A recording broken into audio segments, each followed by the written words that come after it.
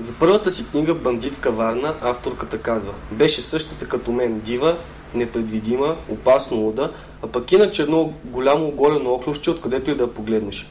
Ето какво ни сподели Веселина Томова за новата си книга "БГ афери, Алексей и останали."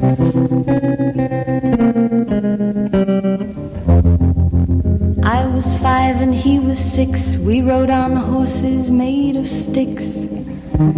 He wore black and I wore white. He would always win the fight. Bang, bang, he shot me down. Bang, bang, I hit the ground. Bang, bang, that awful sound.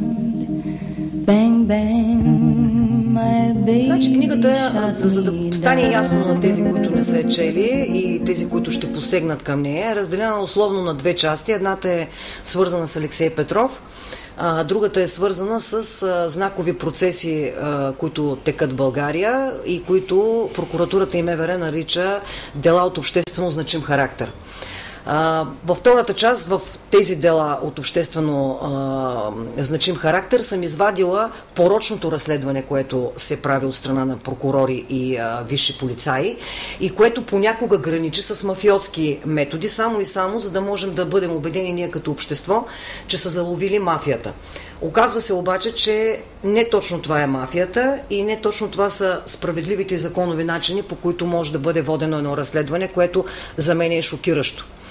В първата част е образа на Алексей Петров такъв какъвто го познавам, такъв какъвто е видян през моите очи и смея да твърдя, че до този момент никой не е говорил така откровено за Алексей от човешка гледна точка, защото до сега сме облъчени от големите медии, от големите телевизии, от някои книги, които излязаха на пазара, от един безкрайно вкаран в една матрица образ с силно положителни черти и с силно отрицателни черти. Аз съм се постарала да го покажа Алексей такъв какъвто е всъщност. Той е един човек като нас, с всичките си слабости, с всичките заблуди, с много така сериозни качества. Алексей Петров ли е демон в държавата? Не знам, аз бягам от такива силни, как да кажа, сравнения и алегорични образи. За разлика от вътрешния министър Цветан Цветанов, за разлика от главния прокурор Борис Велчев, които твърдят, че са хванали октоподи, нагли, лапачи, факири, всякакви квалификации, които до този момент не са доказани. Не знам дали е един демона на републиката. Като се замисля, въпросът е много хубав. Мисля, че има много демони и много дяволски образи, но аз съм преминала времето, в което смятам, че нещата са черно-бели. Винаги има нюанси, винаги на тези, на които се казва лоши, не са само лоши и обратното, добрите не са само добри.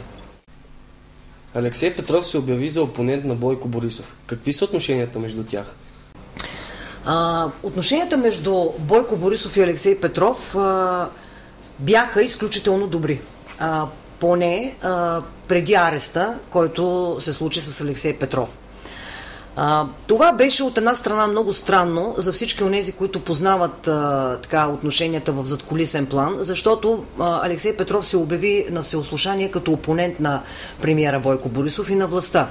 Разбира се, един опонент не означава враг, не означава и човек, който трябва непременно да води с копия и мечове битка срещу този, който е нарекал опонент.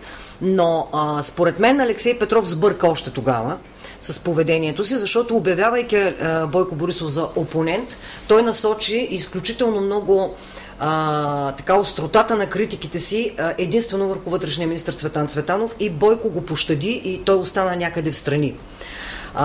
Очевидно те са имали добри отношения. Очевидно във времето, още от началото на 90-те, от средата на 90-те и покрай каратето, и покрай бизнеса, и покрай улицата, те са били в някакви своеобразни отношения. Впрочем, много хора се опитват да обяснят техните отношения едва ли не като братски.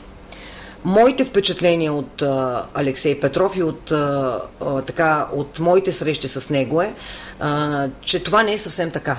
И Алексей Петров винаги е таял някъде вътре в себе си една негативна оценка за Бойко Борисов.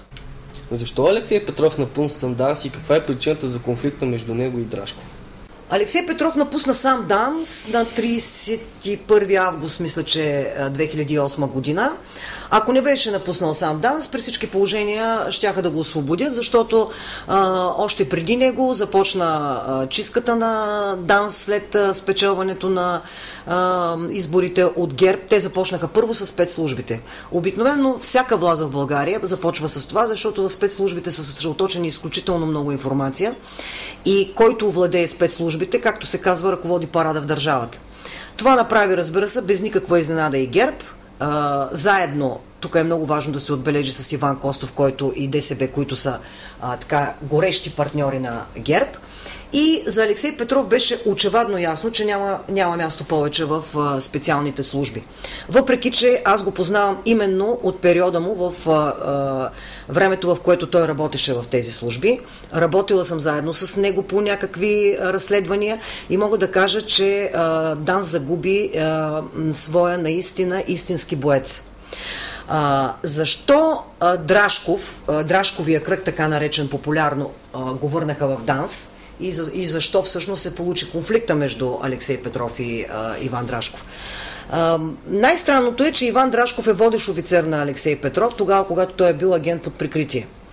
Въпреки това, във времето, в което заедно бяха и Иван Драшков като заместник-председател на ДАНС и Алексей Петров тогава като съветник на председателя на ДАНС Петко Сертов, се получи един конфликт на абсолютно принципна основа, тъй като хората, които стояха зад Алексей Петров, смятаха, че в ДАНС трябва да има един екипен признак, да се създаде едно изключително силно звено, така нареченото специализирано звено ОСА, начало на което беше Велин Хаджолов, и специфичността на това звено да бъде такова, че то да бъде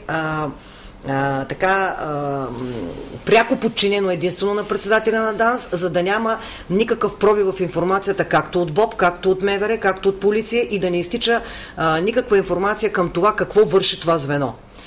Всъщност това звено ОСА беше създадено, за да се ударят най-високите етажи на корупцията на властта